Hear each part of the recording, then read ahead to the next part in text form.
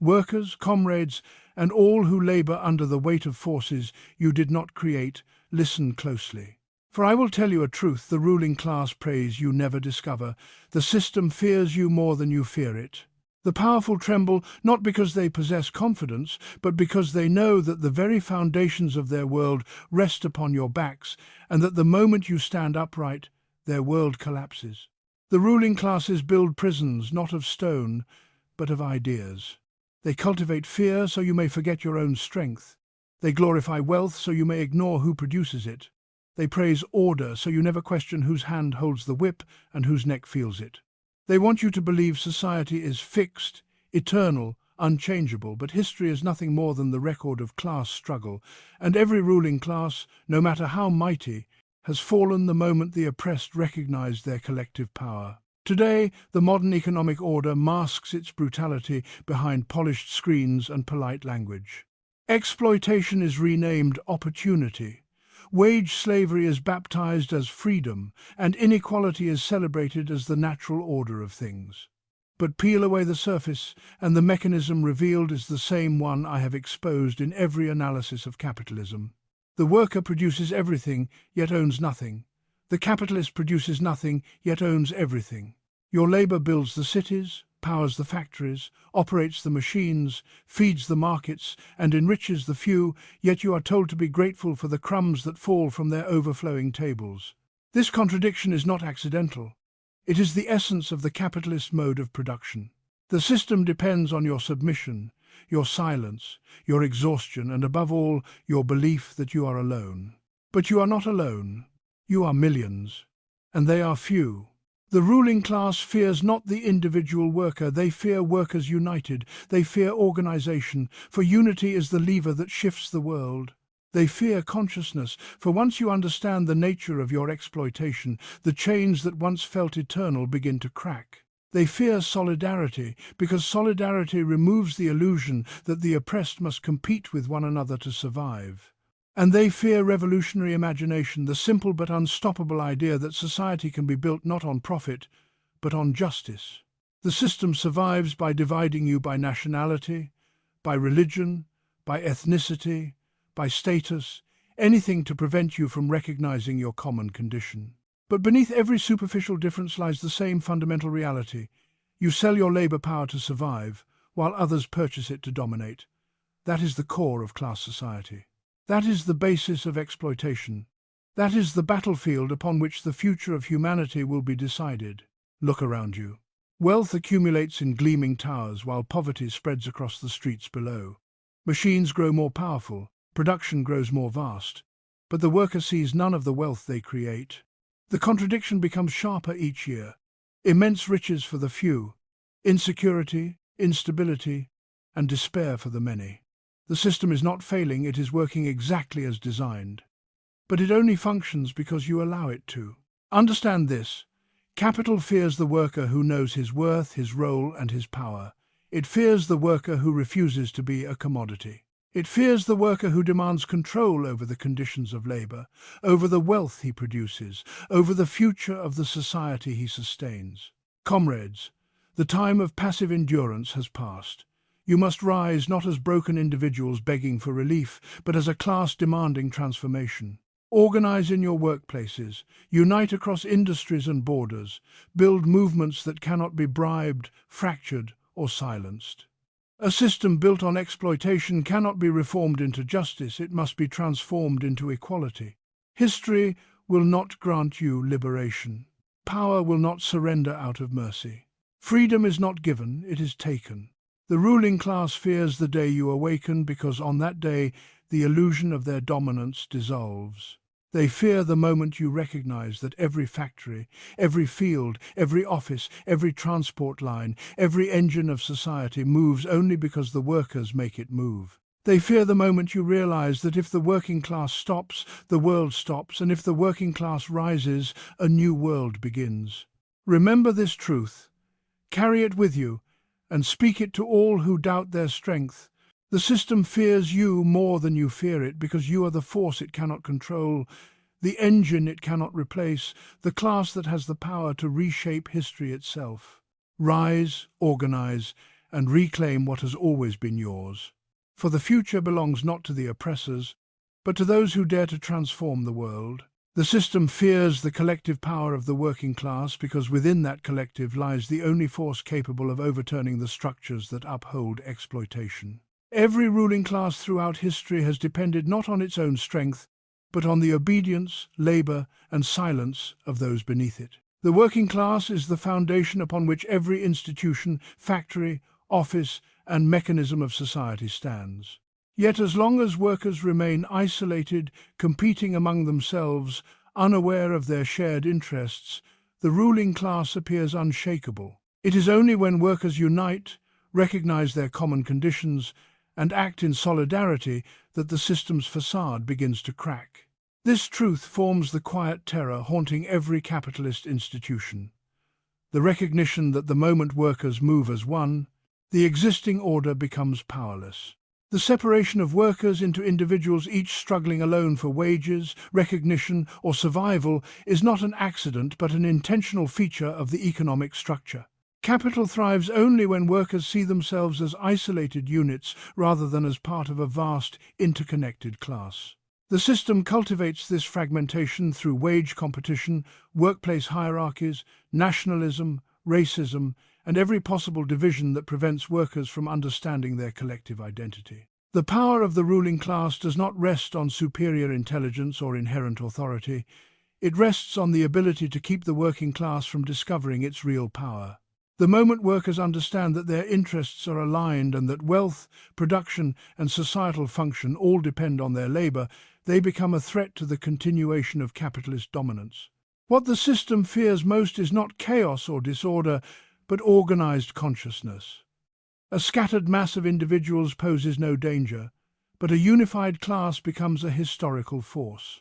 When workers begin to see beyond the illusions of meritocracy and the myth that personal effort alone determines one's fate, they begin to question the legitimacy of exploitation itself. Class consciousness turns dissatisfaction into direction, anger into organization, and suffering into a demand for transformation.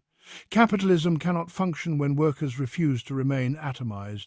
It requires them to accept the idea that they must sell their labor to survive, that they must compete for wages, and that the capitalist deserves the surplus they create. Once workers collectively reject these assumptions, the system loses the ideological chains that bind the majority to the interests of the minority. The history of revolutions reflects this fear clearly.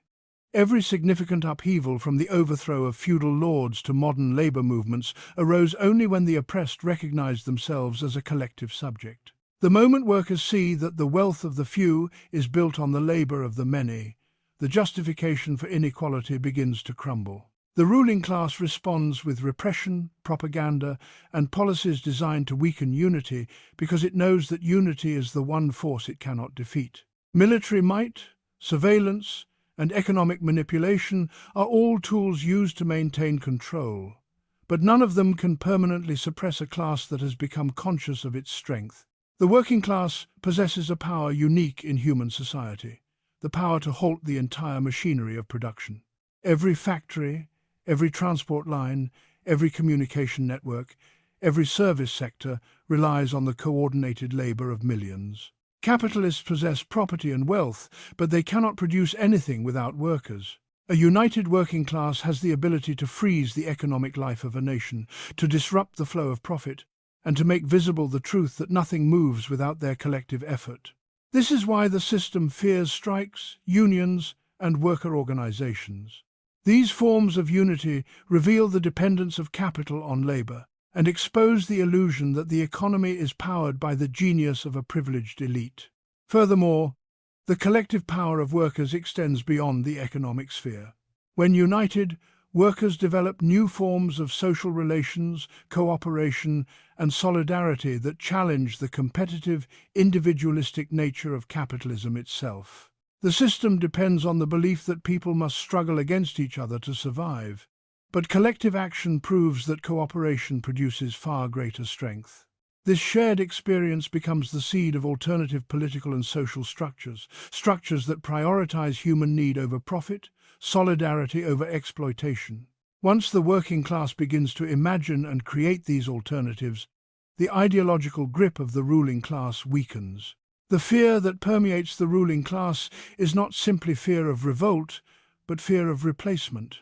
When workers understand their power, they also understand that they are capable of running society without the parasitic classes that extract wealth from their labor. This realization is fatal to the legitimacy of capitalist rule. The system survives only as long as workers believe they need it, not the other way around. Capitalism thrives by exploiting labor while disguising inequality as natural because its survival depends on convincing the majority that the injustices they experience are simply part of the world rather than the deliberate outcomes of an economic structure built on extraction. The system presents itself as the inevitable result of human nature, suggesting that competition, hierarchy, and unequal distribution of wealth are expressions of innate tendencies rather than the consequences of a historically specific mode of production. By framing inequality as a reflection of personal merit or individual failure, capitalism obscures the fact that every fortune depends on the labor of countless workers whose contributions are systematically undervalued and whose needs are subordinated to the pursuit of profit. Labor is the engine of all production, yet under capitalism it becomes a commodity to be bought at the lowest cost possible. Workers must sell their labor power to survive, and because they lack ownership of the tools, land, or capital required to produce independently, they are compelled to submit to the conditions imposed by the owners. This dependency is the source of exploitation. The worker produces more value than they receive in wages, and the surplus becomes the private property of the capitalist. This surplus is not an accidental byproduct, but the very purpose of the capitalist system. Profit emerges only when labor is exploited, and exploitation becomes masked behind contracts, wages, and legal structures that make the unequal relationship appear voluntary and fair.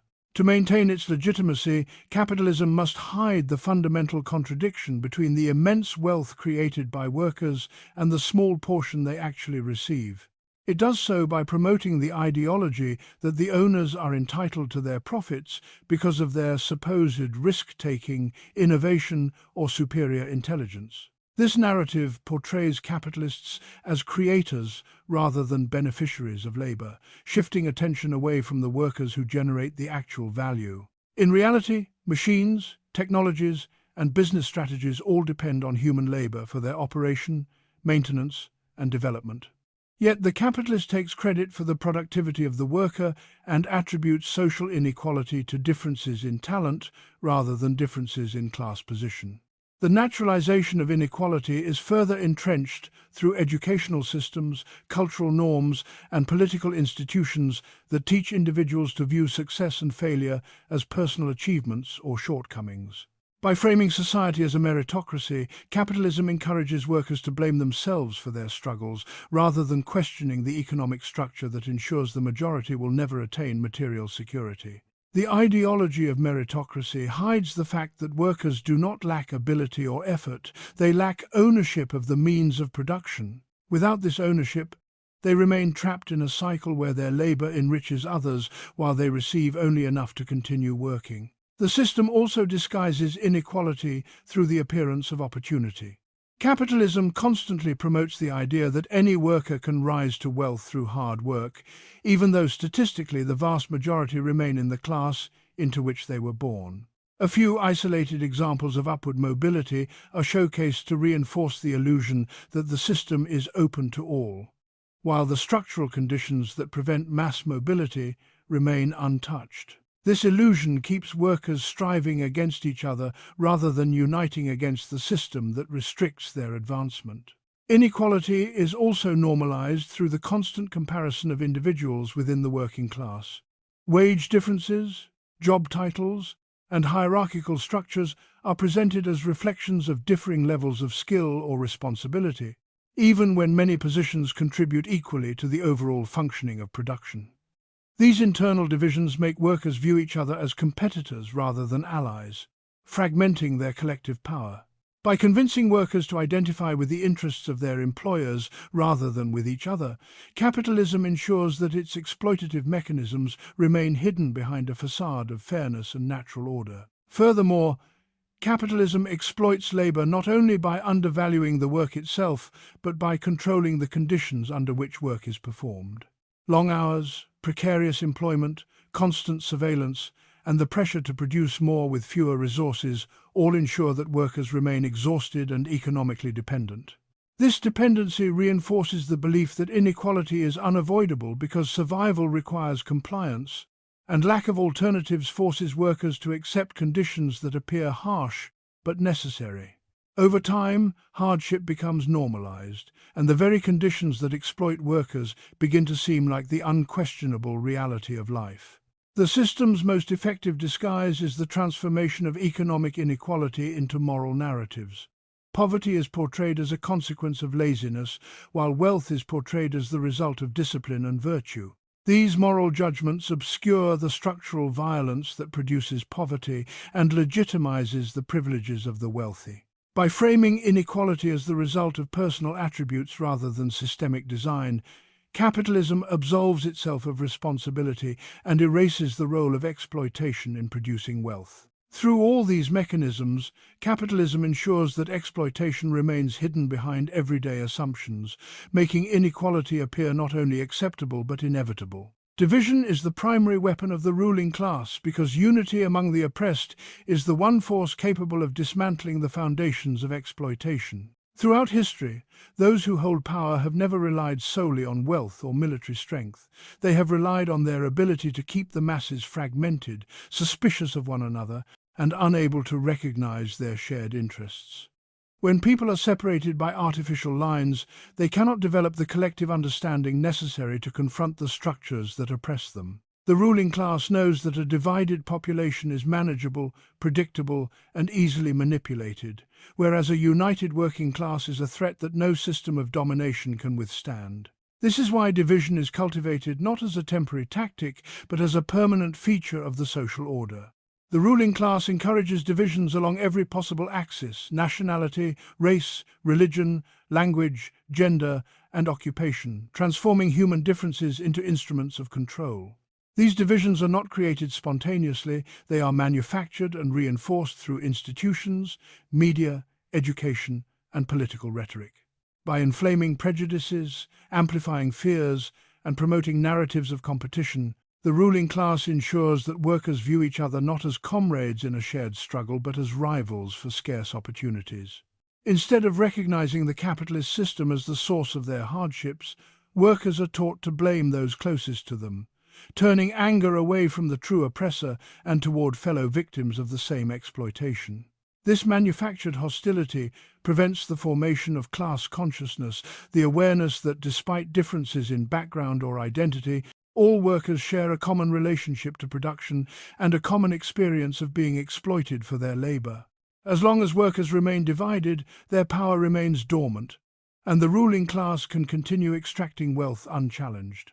Employers use these divisions to weaken organizing efforts, pit groups against each other for jobs, and justify wage inequalities. When workers compete instead of cooperate, capitalists extract more profit with less resistance. Division, therefore, is not merely social. It is a tool of economic domination that increases the vulnerability of the working class. The workplace itself becomes a microcosm of this strategy. Different departments, job titles, and roles are imbued with varying levels of prestige, persuading workers that they have more in common with management than with other laborers. Supervisors are positioned as intermediaries who enforce discipline while being exploited themselves, creating confusion about where interests truly lie. This internal stratification creates a hierarchy that obscures the fact that all workers, regardless of position, are united by their lack of ownership of the means of production. The ruling class benefits when workers identify with status rather than class, believing that proximity to power is equivalent to having power. This illusion undermines solidarity and keeps workers isolated even as they labor side by side. Political systems further entrench division by framing social issues in ways that obscure class dynamics. Parties appeal to sectional identities to secure votes, treating workers not as a unified class but as fragmented constituencies. Nationalism convinces the working class to see foreign workers as enemies rather than allies, directing anger outward rather than upward. Religious differences are manipulated to justify inequality, turning deeply held beliefs into tools of conflict. These divisions ensure that the political arena becomes a battlefield of identities rather than a challenge to the economic system that exploits all of them. As long as the oppressed fight one another, the ruling class remains unthreatened, maintaining control without the need for open repression. Cultural narratives reinforce these divisions by romanticizing individualism and competition. People are encouraged to view themselves as self-contained units whose success or failure depends purely on personal effort. This ideology erases the collective nature of labor and the structural barriers that shape social outcomes. When individuals believe they rise or fall alone, they are less likely to empathize with others who struggle, dismissing them as undeserving or inadequate. This moralization of inequality fractures the working class and transforms systemic issues into personal judgments. The ruling class promotes this worldview because it prevents workers from recognizing that their struggles are shared and that collective action is the only path to meaningful change. Even movements intended to resist oppression can be weakened when division infiltrates them. When individuals prioritize personal identity over collective liberation, the movement becomes fragmented and loses its revolutionary potential. Instead of challenging the economic system at its core, energy is consumed by internal conflicts that leave the ruling class untouched. The system thrives when workers fixate on differences rather than the exploitation that binds them together. Division transforms potential allies into adversaries, preventing the emergence of a unified force capable of transforming society. The ruling class's reliance on division is a testament to the latent strength of the working class. If workers were inherently weak, there would be no need for such elaborate efforts to keep them apart. The intensity with which division is manufactured reveals how deeply the ruling class fears unity among those they exploit. Division serves as both shield and weapon, separating the oppressed while protecting the oppressors. Only by recognizing and rejecting these artificial barriers can the working class reclaim the power that has always belonged to them. True liberation cannot come from reform, but from organized, collective transformation, because reform accepts the basic framework of the system that created the oppression in the first place. Reform seeks to adjust, soften, or polish the existing order rather than confront its fundamental contradictions. It attempts to treat the symptoms while leaving the disease intact. Every reform granted under pressure from the oppressed is later reshaped, diluted, or reversed by those who hold power because the underlying structure remains in their control. The ruling class offers reform not to resolve exploitation, but to preserve its dominance by preventing deeper change. As long as the foundations of inequality remain, the oppression simply returns in a new form. True liberation demands more than adjustments. It requires a complete reorganization of social relations and the transfer of power from the few to the many. Reforms are often presented as victories, but they function as tools to manage discontent. By offering partial concessions, the ruling class creates the illusion that change is possible within the existing framework. This illusion weakens the momentum for collective struggle, persuading people that patience and negotiation will gradually lead to justice. But the structure of exploitation is not altered through gradual adjustments. As long as capital controls the means of production, wealth, and political power, reform becomes a temporary relief rather than a lasting solution. Workers may experience minor improvements in wages, hours, or legal protections, but the fundamental imbalance where one class owns and the other labors remains untouched. This imbalance ensures that reforms are always fragile and can be undermined by economic pressure, political manipulation, or shifts in power. Collective transformation requires the working class to move beyond reliance on external authority and instead develop their own capacity to organize, decide, and govern. Liberation cannot be delivered by the same institutions that uphold exploitation. Parliaments, courts, and political leaders operate within the boundaries of a system built to secure private property and maintain class hierarchy. These institutions may enact reforms when pressured, but they cannot abolish the class structure on which they depend. Only when the oppressed organize independently, through their own assemblies, unions, councils, and mass movements, do they begin to build the foundations of genuine liberation. These forms of organization cultivate solidarity, collective consciousness, and the ability to wield power outside the mechanisms of the ruling class. Reform imagines that the system can be improved without confronting its core logic of profit over people. But profit depends on exploitation. It depends on extracting more value from labor than is returned. No amount of policy adjustment can change this fundamental dynamic. As long as production is organized around private ownership and the pursuit of profit, inequality will persist. Reformers often argue that regulation, oversight, and incremental progress can humanize capitalism, yet every attempt at regulation eventually meets resistance from capital. The drive for accumulation forces capital to erode protections, cut wages, and weaken labor power. Reform becomes a cycle of gains and losses, never escaping the gravitational pull of capitalist exploitation. Collective transformation, however, breaks the cycle by addressing the root. Who controls the means of production and for what purpose? When workers collectively control production, decisions are made based on social need rather than profit. Power shifts from the hands of a minority to the hands of those who create the wealth of society. This transformation requires organization because the ruling class will not relinquish power voluntarily. Only through mass mobilization, united action, and coordinated resistance can the oppressed overcome the institutional and economic barriers that protect the ruling class. Individual efforts cannot accomplish this. Liberation is inherently a collective project because oppression is collectively imposed. Transformation demands a shift not only in material conditions but in consciousness. Workers must recognize their own power, understand their shared interests, and move beyond the belief that change can be granted from above. Reform encourages passivity. Transformation requires participation. Reform suggests trust in leaders.